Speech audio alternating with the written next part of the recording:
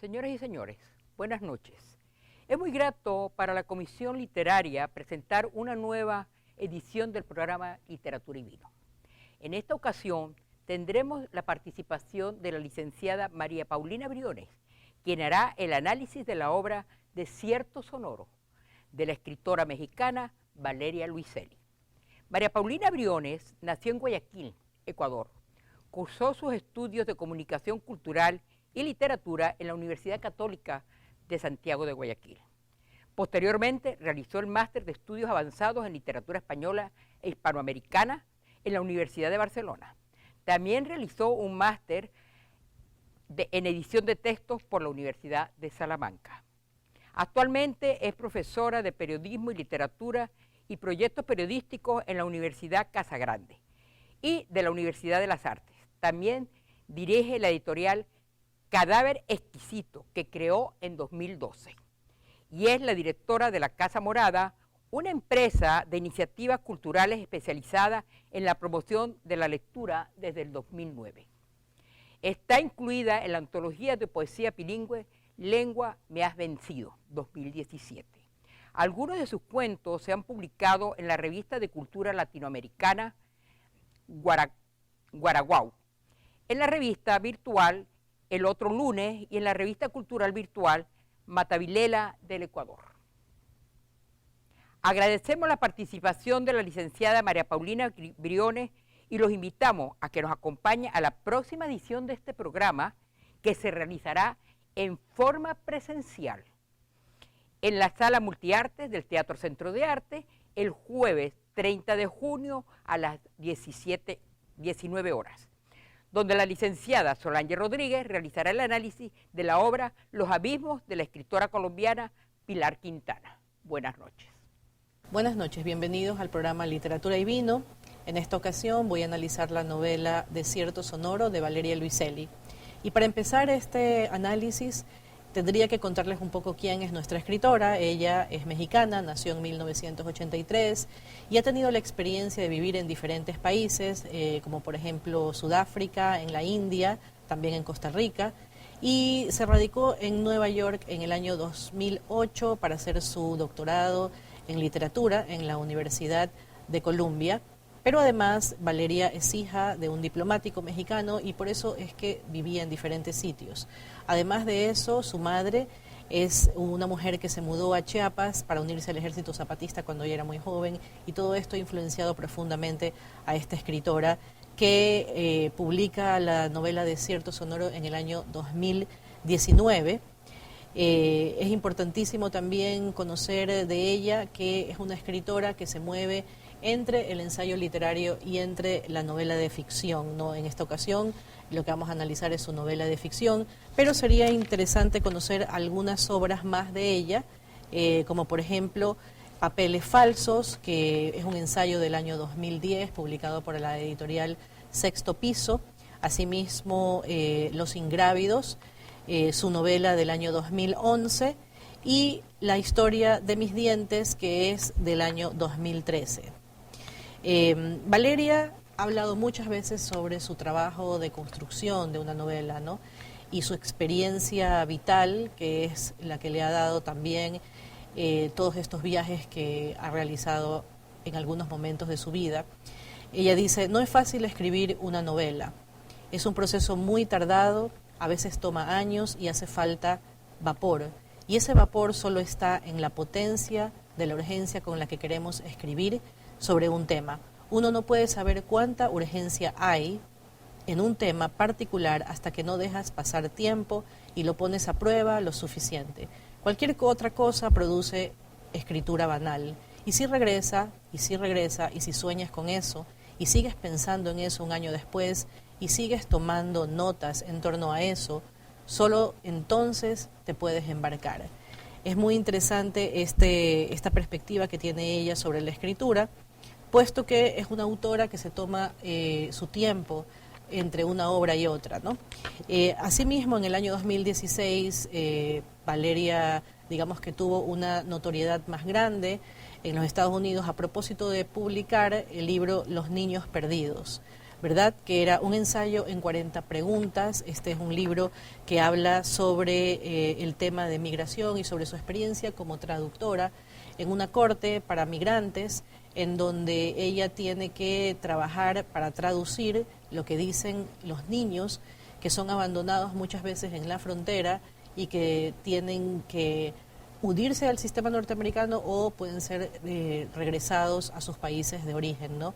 Entonces ella trabaja en esta corte como voluntaria y pues ha tenido muchísima experiencia con este trabajo bastante complicado, ¿no?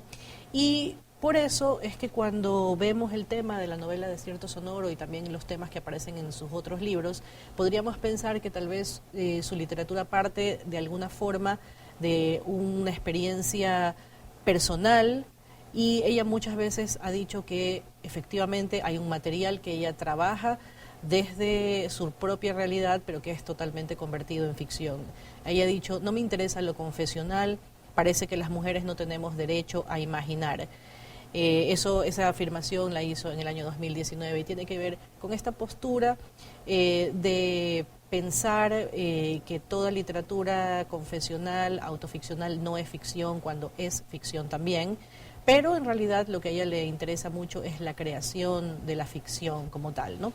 Entonces, para eso llegamos a este libro, que es el libro que nos interesa tratar el día de hoy, que es Desierto Sonoro, que es una maravillosa novela que nos plantea, por supuesto, siempre la pregunta sobre qué es una novela.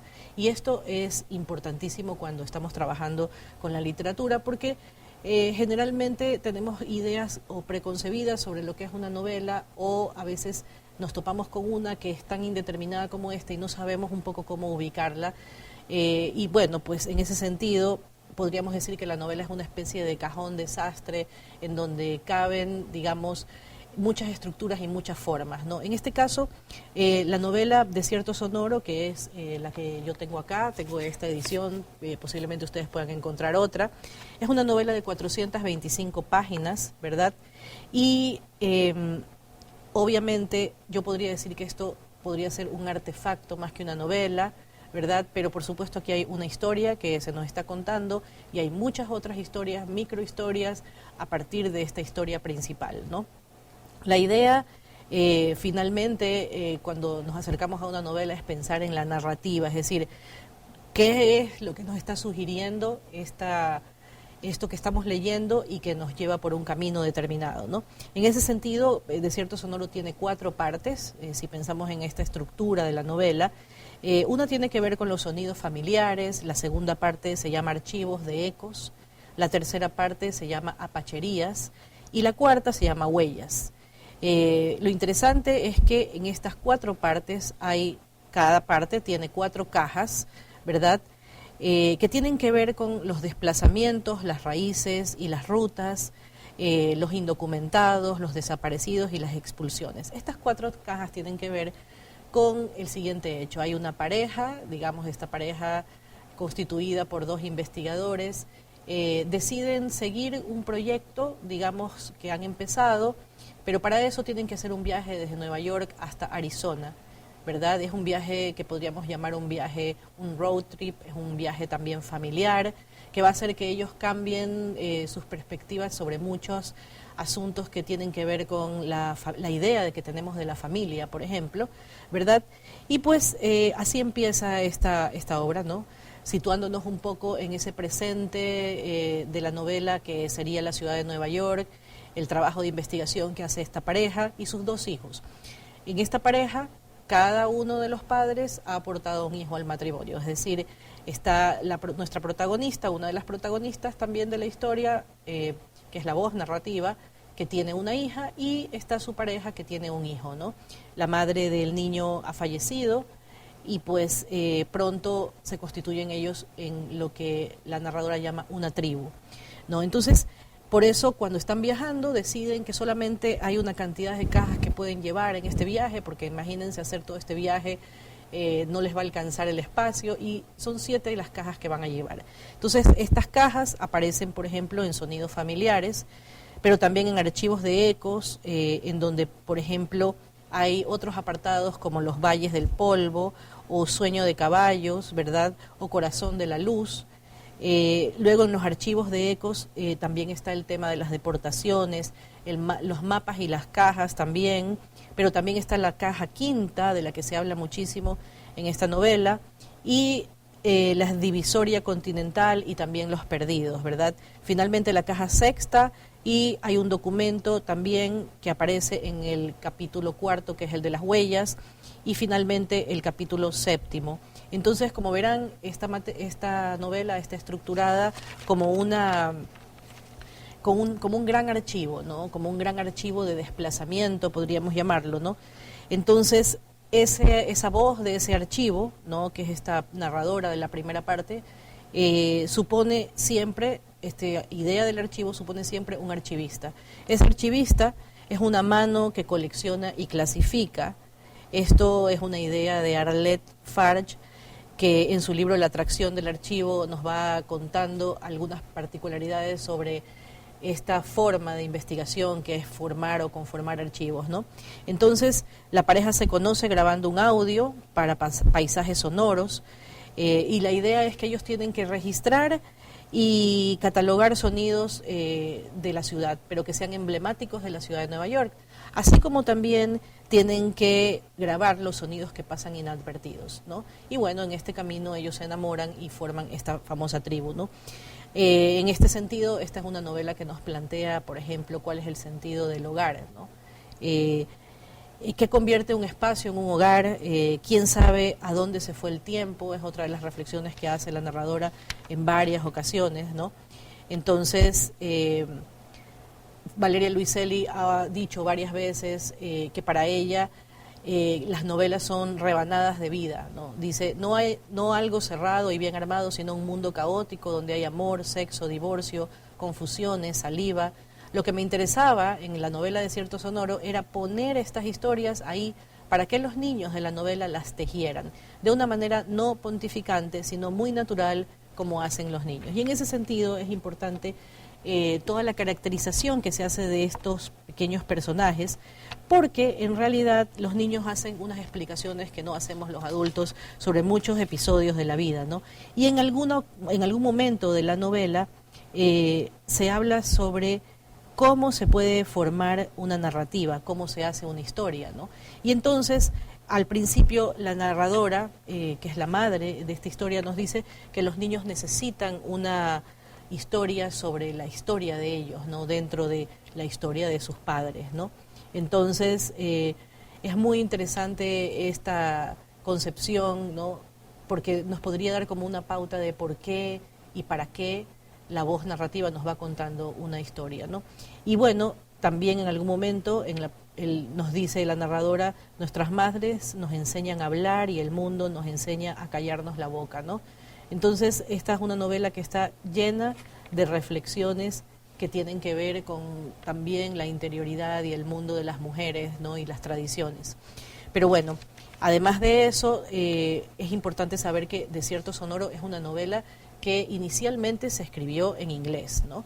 Pero esto pertenece también a una tradición, es decir, Valeria Luiselli no es la primera escritora que escribe en inglés para luego traducirnos un libro al español, y en ese sentido quería hablar también de los trabajos que están relacionados a Desierto Sonoro en esta tradición de la escritura del inglés al español, como por ejemplo el de la colombiana Ingrid Rojas Contreras, que es autora de un libro que se llama La fruta del borrachero, que es una novela publicada por Impedimenta y que está ambientada en el Bogotá de los años 90. Esta escritora vive actualmente en San Francisco y publicó su novela en inglés primero para luego publicarla en español.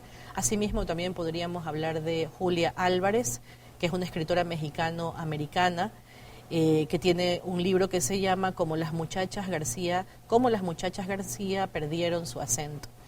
Y también, por supuesto, el neoyorquino de origen dominicano Junot Díaz, que tiene también su novela que se llama La breve y maravillosa vida de Oscar Wilde, ¿no? Entonces, Desierto Sonoro se llamó Lost Children Archives y se publica primero en inglés y más adelante, pues, Valeria y Daniel Saldaña hacen la traducción del libro al español, ¿no? Entonces, esto es una particularidad, hay una tradición detrás de estas escritoras que viven en territorio norteamericano, pero son latinoamericanas, o una parte de sus raíces tiene que ver con Latinoamérica, ¿no? Y creo yo que el logro más importante tal vez de esta novela es el discurso sobre la utilidad del arte, porque esta es una novela, es una argumentación constante sobre la importancia de la literatura como archivo de las informaciones sobre el mundo, ¿no? Entonces, como verán, hay muchas formas de introducirnos a esta novela. Por supuesto, hay una primera línea narrativa que tiene que ver con los acontecimientos que se van narrando en la historia, que tienen que ver con esta pareja y este viaje que empiezan, en donde se van transformando, en donde vamos viendo de a poco el deterioro de la relación, que por supuesto no empieza cuando empieza el viaje, y esto es importante también notarlo, sino que empieza mucho antes, ¿no? Entonces, todas estas huellas forman parte de este recorrido, de esta cartografía que hace Valeria Luiselli, y que por supuesto nos hacen pensar en que la novela crea un archivo sobre lectura, sobre diáspora, sobre éxodos y sobre las migraciones. Es una novela que está concebida como un road trip, eso ya se los había dicho. Tiene un tema que es periodístico y que es totalmente vigente, como es esta situación límbica en donde están todos estos niños que llegan a los Estados Unidos y que tienen o que regresarlos a su país de origen, o que se quedan en estos espacios, en estas facilidades, estos espacios en donde viven sin su familia durante muchísimo tiempo y donde están en una situación, en una no situación, porque no pertenecen a ningún sitio, ¿no?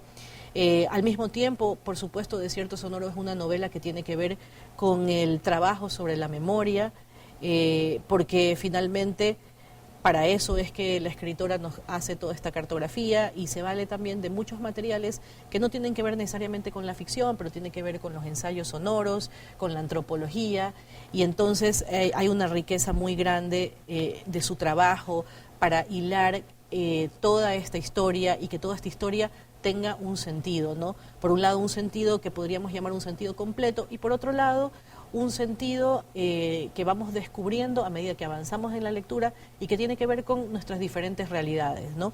Entonces, Valeria Luiselli ha dicho también: construimos la cartografía de un espacio en donde algunos tienen nombre y otros no. Y precisamente de esto se ha ocupado ella, ¿no? De todos los que no tienen nombre, que podrían estar representados por todos esos niños que se quedan abandonados y que están en esta situación de precariedad, y que nos hacen pensar, por supuesto, en el tema de la migración. Bueno, tendría que decirles además que la novela muestra esta técnica de indagación a través del archivo, que por supuesto esto tiene que ver, viene desde el ámbito académico, pero al mismo tiempo ocupa diferentes transdisciplinas, es transdisciplinar el tema. No se trata solamente de un sistema de almacenar el del archivo, las memorias o reordenar el caos, como dice la narradora, cuando cita, por ejemplo, a filósofos o a pensadores como Walter Benjamin. Ella habla de la necesidad profunda de lidiar con el caos del recuerdo, ¿no? Y eso es lo que va urdiendo en su novela. El archivo, ante todo, es la ley de lo que puede ser dicho, el sistema que rige la aparición de los enunciados como acontecimientos singulares. En este sentido, Edgardo Castro dice, por ejemplo, que la arqueología es la ciencia del archivo, y el archivo no es solo acumulación amorfa, y es por ello que hay unas reglas del archivo que definen los límites y las formas de lo que es posible hablar, qué ha sido constituido como dominio discursivo, qué tipo de discursividad posee este dominio. Por otro lado, qué enunciados pueden ingresar en la memoria y los límites o formas de su apropiación, ¿no? Entonces, no en vano, todas estas 7 cajas que guardan todo tipo de materiales están ahí, y ese guardar, en esa forma de guardar, la narración propone unas jerarquías y otras formas de reconstitución de la identidad de la narradora, que funciona de una manera especular, ¿no? Manera de espejo. Ella mira y observa y documenta todo, no solo sonidos, y va habitando su propio desierto, ese al que ha llegado aparentemente acompañada de su tribu, ¿no? Por otro lado, el material de archivo, es decir, estas 7 cajas, que vamos a ir conociendo poco a poco su contenido, se contrastan con las narraciones de los personajes, las voces, los registros. Podría decir que hay casi relatos que están enmarcados, que son múltiples en esta novela. Cada episodio de Juego de Niños, cada sonido que lleva una voz narrativa o a contar otro episodio del pasado, ¿no? Pero también las otras historias que componen este escenario sonoro que plantea la novela, porque esto es lo que constituye esas microhistorias, esos relatos múltiples que he mencionado, ¿no? Estas cajas son curadas por los personajes de Desierto Sonoro. ¿Qué quiere decir esto? Que hay una manera de jerarquizar el contenido que va a ir en estas cajas, ¿no? Y nosotras las lectoras o los lectores de esta historia, vamos haciendo también nuestra propia curaduría de esas cajas, ¿no? Se trata de una novela que tiene una alta participación de sus lectores y eso no es casual, digamos, está hecho así. El ordenamiento final de la novela será hecho por nosotros. Cuando terminemos de leerla vamos a decir qué ocurrió primero, qué ocurrió después y por qué. Pensemos en la lectura como una posibilidad de creación de sentidos, una actividad que es altamente compleja y que por supuesto necesita de todas nuestras competencias. Es decir, que por un lado pues concebimos a la literatura y a la lectura como una posibilidad sí, de utilización del ocio, del tiempo libre, pero también es una actividad de creación de sentidos, ¿no? Y bueno, en este caso la complejidad de esta novela va a hacer que nos demos cuenta de que se trata de una novela altamente participativa, en donde tenemos que ir desentrañando e ideando nuestra propia estrategia de lectura y de comprensión de ella, ¿no? En este sentido, digo yo que a mí me gusta, como dije al principio, pensar en la novela como un artefacto, ¿no? Los artefactos no tienen una finalidad definida, pero sabemos que son un complemento entre el arte y la técnica, ¿no? Pensar la novela como artefacto no es una novedad, por supuesto, ¿no? Pero si Desierto Sonoro se plantea como artefacto es porque su autora trabaja con la forma de la novela y la expande o la explota de tal manera en que amplía sus posibilidades, ¿no? El vehículo para contar la plataforma novela como tal es como tiene o sufre una especie de metamorfosis, ¿no? Tal vez la novela ya no deba llamarse como tal, pero tal vez se la pueda seguir llamando novela. Lo que ocurre aquí es que vamos a expandir los sentidos, ¿no? en este texto. El cuerpo, denominado novela, como dije, bien es una amalgama de varios registros, incluso de aquellos que no dicen nada o dicen cosas a medias, ¿no? Entonces, ¿qué es lo que esta novela, por ejemplo, dice a medias o no dice? Eso es algo que habría que preguntarnos a medida que vamos haciendo la lectura. Por otro lado, Desierto Sonoro es también, como ya dije, una cartografía que nos permite remitirnos sobre todo a los libros de viajes del siglo XIX, a la exploración como tal. Hay una atmósfera de contrastes entre lo que es urbano y el mundo de la naturaleza que es muy sugerente. Los accidentes naturales se entrecruzan o están habitando el relato de la familia en tránsito durante la primera parte de la novela sobre todo, ¿no?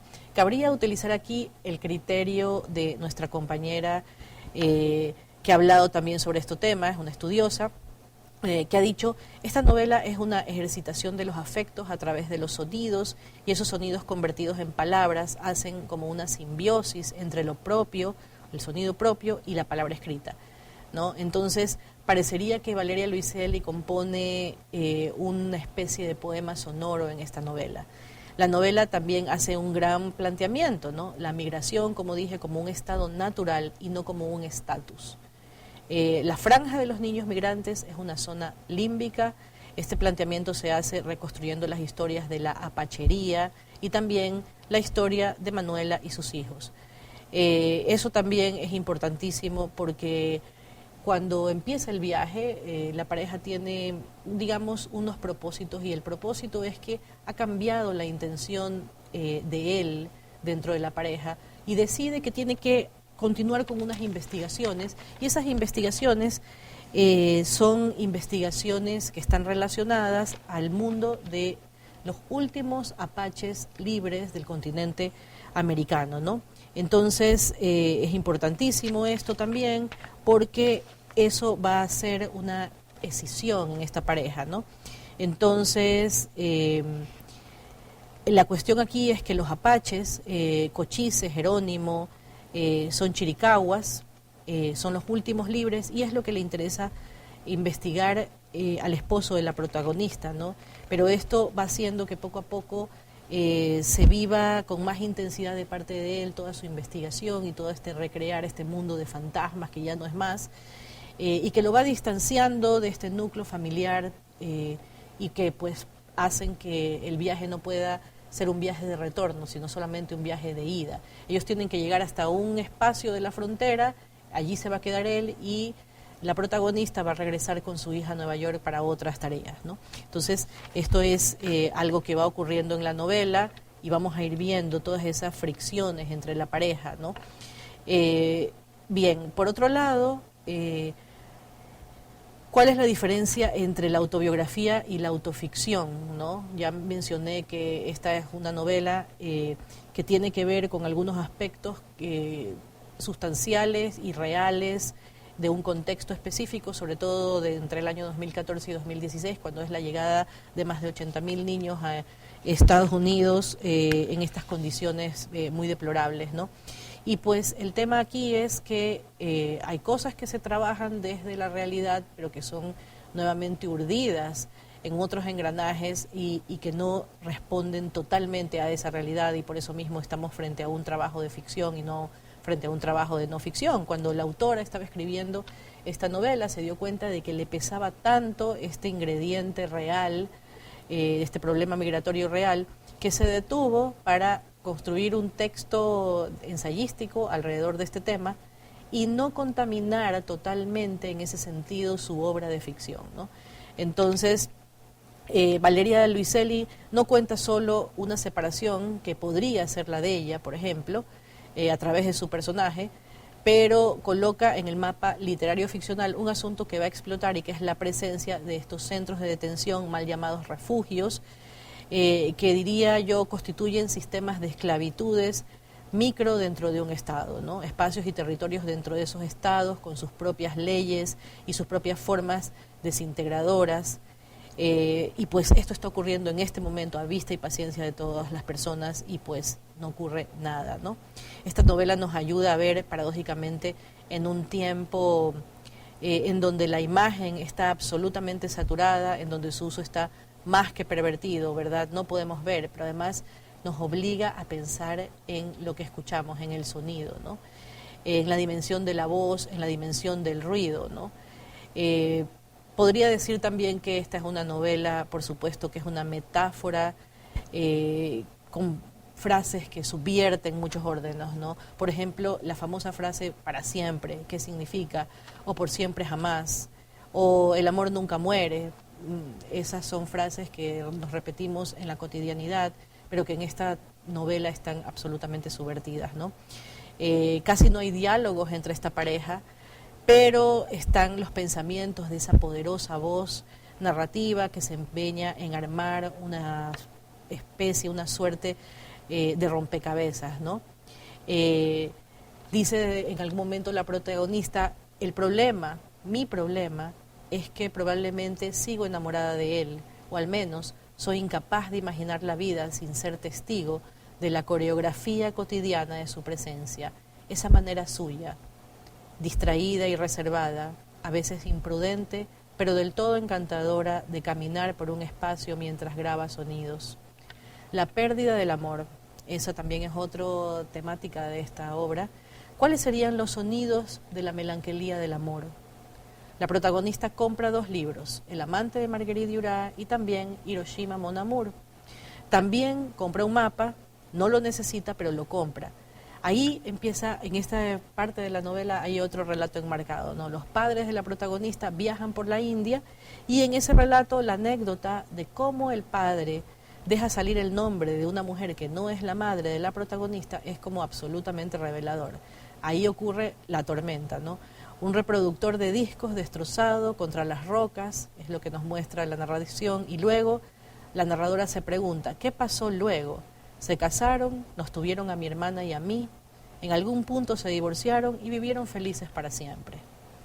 Bien, entonces, como podrán ver, la novela de Valeria Luiselli es una novela muy rica, es una novela que se presta para múltiples interpretaciones que tienen que ver, por un lado, con lo metaliterario, que tiene que ver con todas estas explicaciones que hacemos sobre cómo se presenta, cómo está armada la novela, pero también podemos hablar sobre unas temáticas específicas que son absolutamente observables, y luego unas subjetividades que están dadas por estas voces narrativas, primero la de esta protagonista, luego la de su hijo, ¿verdad?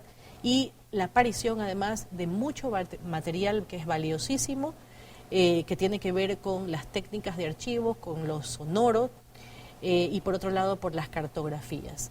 Entonces, Desierto Sonoro pues sigue esta tradición de una novela que podríamos llamar híbrida, una novela que está muy lejos de ser clasificada de una forma muy específica. Eso también le da una riqueza a esta obra, y me gustaría que escucháramos algunas palabras sobre Desierto Sonoro de parte de la propia Valeria Luiselli, y pues las invito y los invito a que se acerquen a una novela que está construida sobre la base de los afectos. Muchísimas gracias.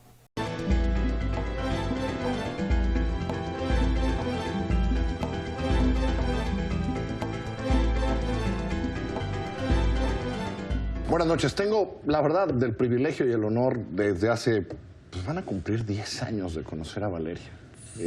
Por otras cosas, además, y porque le invité a hablar de Sudáfrica un día, y de ahí he leído todo, y entonces todo lo que te ha pasado, primero me llena de gusto porque le quiero mucho, pero además me llena de orgullo porque sé pues lo fregona que eres y lo mucho que trabajas.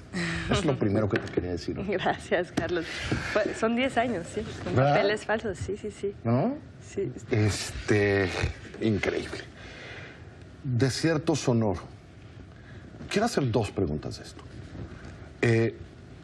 Primero, que a mí me parece, viendo Desierto Sonoro, y debo decir que la leí en inglés, entonces te voy a preguntar sobre eso, pero de alguna manera resumió tu experiencia de vivir fuera y de todo también. Es decir, era una experiencia de viaje, y entiendo lo que cuentas aquí, pero también es una manera de contar lo que fue. Has vivido fuera de México por muchas circunstancias, mucho tiempo, pero la aventura de irte, ¿no? Y que has vivido en Nueva York últimamente, sí tiene que ver con eso un poco, ¿no? Un poco. Y de todo lo que viste, ¿no? Sí, sí, sí, sí. Es decir, no es una novela que hable de mi vida, pero sí es una novela que habla de la extranjería, ¿no? Y se trata de una familia que va desplazándose por Estados Unidos. Sí, que viaja de Nueva York a Arizona, hacia Arizona. Y va viendo, ¿no? Va descubriendo, ¿no? Pero la mirada, digamos, de la narradora es una mirada efectivamente extranjera y extranjerizante, ¿no? Que ve el mundo en torno como un mundo, pues a veces horroroso, ¿no? Un mundo abandonado, un mundo vacío, un mundo que se comporta de manera brutal con aquellos que llegan a pedir asilo, por ejemplo, ¿no? Porque mientras la familia se desplaza desde Nueva York hacia la frontera México-Estados Unidos, hacia Arizona, está estallando en la frontera una crisis migratoria. Y la novela va documentando, como en círculos concéntricos, la intimidad de la vida familiar en ese coche que se desplaza la familia, el paisaje en torno, los diners de carretera, los moteles, los pueblos vacíos y vaciados, las carreteras largas. Las carreteras largas, la industrialización pesada, el capitalismo salvaje de Estados Unidos. Y luego, digamos, en otro círculo, de estos círculos concéntricos, la realidad de la frontera, ¿no? Esa frontera México-Estados Unidos, que de alguna manera es el corazón oscuro de ese país, donde está estallando esta crisis. Y creo que lo que ayuda de la mirada extranjerizante es que también es una mirada que se sorprende con todo, ¿no? Sorprende. Es una mirada que... Sí, sí, es una mirada que dice, ¿no? Sí, sí, sí. Y que en ese sentido es que va viendo más y va profundizando más, ¿no? Porque le causa interés, ¿no? Definitivamente.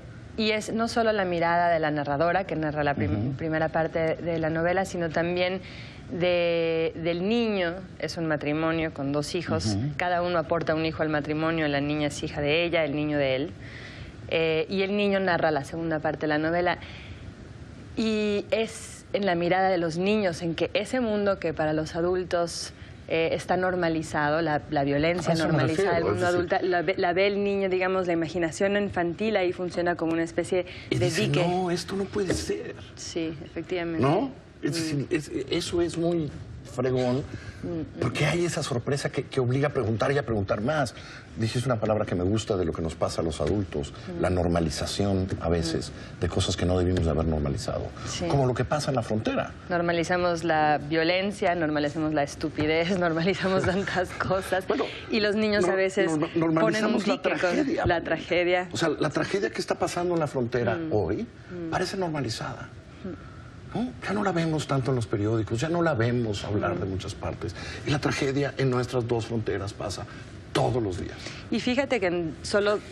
¿Cuánto vamos de la administración de Trump? ¿2 y medio? Dos. De 2017 sí, entró, exacto, ¿no? Sí. 18, 19, 2 años y cacho. En solo estos 2 años, la nueva normalización es el encarcelamiento masivo de personas que llegan a pedir asilo, que tienen todo su derecho legal de pedir asilo, pero que el gobierno encarcela mientras les dicen si sí o si no, mientras les dicen si los van a deportar o les van a dar asilo. En la era de Obama, y lo platicamos en su momento, ¿no? También, digamos, el gobierno había implementado medidas muy crueles y apenas legales como para cerciorarse de deportar a más niños y más rápido, pero en esa época había 2,000 niños aproximadamente encarcelados en centros de detención que se llaman shelters, pero no son shelters. Y de eso sí hemos tenido testimonios y reportajes periodísticos del absurdo. Es un absurdo, ¿no? Pero había 2,000 niños. Hoy, Carlos, hay 14,000 niños y el número está creciendo porque como es una industria privada, la industria de la cárcel, hay un incentivo para encarcelar a más y más gente, ¿no? Entonces, bueno, eso es la nueva normalidad. Pero cuando tenemos 14,000, a eso me refiero. Y que por eso poner la mirada de un niño aquí, ¿no? Es porque nos obliga a ser niños, cosa que no está mal, y a mirarlo así y otra vez indignarnos, ¿no? Y la segunda pregunta que te quería hacer es, dice, traducción de Daniel Saldaña, París y Valeria Luiselli.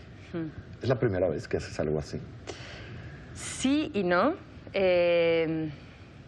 Bueno... Es decir, vives en Estados Unidos, tu vida es bilingüe, sí, en muchos sentidos, pero ver un texto tuyo y decir, híjole, ahora tengo que traducirlo o reescribirlo en español. Bueno, lo hubiese reescrito y hubiese sido una catástrofe. De hecho, lo intenté yo misma reescribir.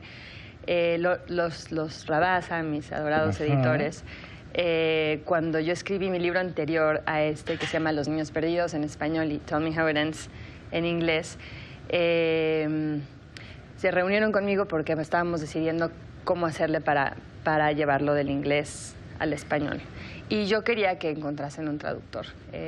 Y ya.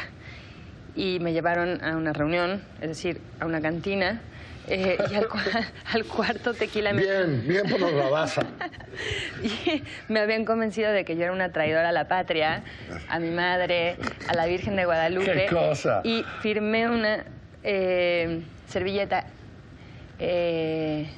comprometiéndome a yo misma reescribir en español todo lo que os hace escribir en la lengua del imperio.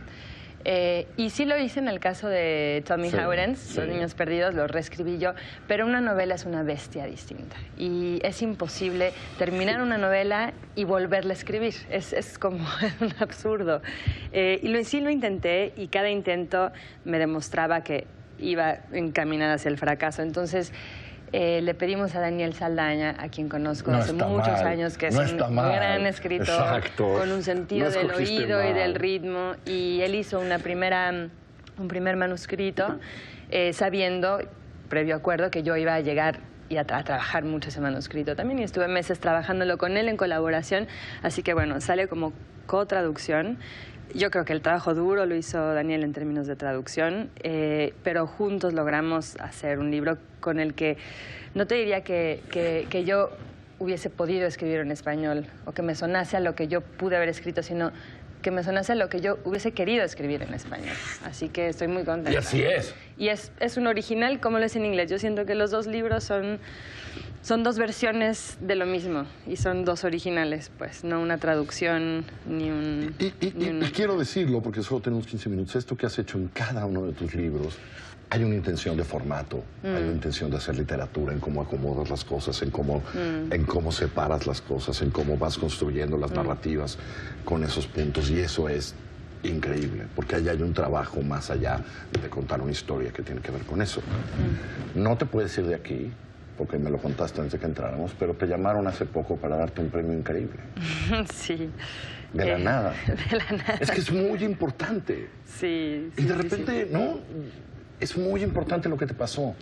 Estaba en un tren, camino a Upstate New York con mi hija, cuando me llamaron de Washington, una viejita, y me preguntó, yo vi que decía Washington.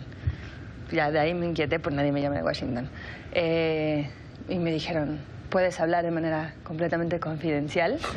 Y yo estoy en un tren, pero dije, no, es algo de migración, ya me metí en problemas, porque yo trabajo en un centro de detención, y dije, ya me van a dar algo. Y dije, bueno, déjame ir, me metí al baño del tren, le dije a mi hija, aguántame un segundito, ahorita vengo, mi amor, y ya, que me metí al baño del Amtrak, me dijeron, congratulations, te estamos llamando de la MacArthur, eres un MacArthur Fellow. Y bueno, pues yo sí sabía perfectamente que era eso, pero es como ganarse la lotería, pero por el trabajo que has hecho. Entonces, pues sí fue muy... ¿Sabes qué creo que importa? Importa porque te reconoce todo tu trabajo, pero importa porque te da unos años de tranquilidad, ¿no? Sí. Ese dinero importa porque te da un pedacito de tranquilidad para ponerte a hacer lo próximo que vayas a hacer. Sí. Y volviste a decir ahorita lo del centro de detención, y la gente no...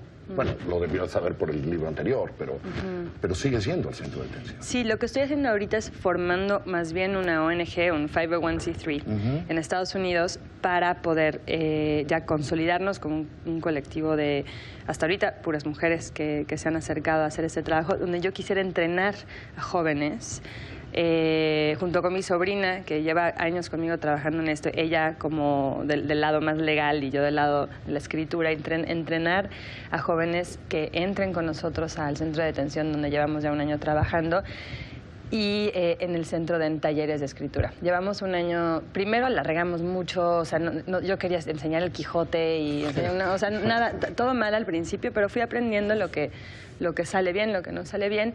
Y ahorita lo que estamos haciendo y que sí sale muy bien es escribir fanzines colectivos con las chavas, no sobre temas migratorios, porque eso sería como reproducir la violencia institucional que las reduce de una identidad complejísima a solo ser migrantes y a solo poder contar su historia migratoria. Entonces, no hablamos de eso. Entonces, escriben fanzines feministas, fanzines sobre el calentamiento global, fanzines más bien ficticios. Entonces, la idea es hacer ese trabajo.